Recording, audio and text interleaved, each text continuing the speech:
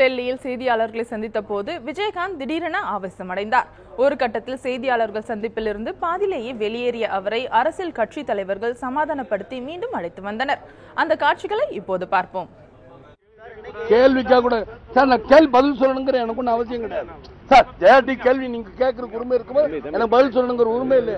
எங்க நீங்க பேசுறீங்க மத்தவங்க டிஸ்டர்ப் பண்ணணும்னா கமெண்ட் இருக்க தூக்கி அடிச்சிடும் பாத்து.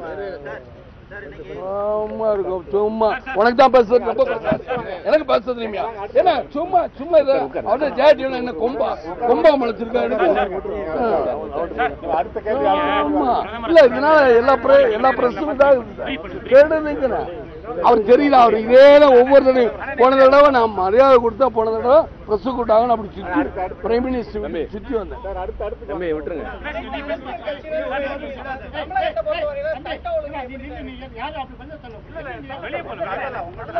நீங்களே போய் சொல்லுங்க. இல்ல வாங்க வாங்க. என்ன தம்பி நீங்க பேசிக்கிட்டு வர வெங்கட்ராம ஏங்க நீங்க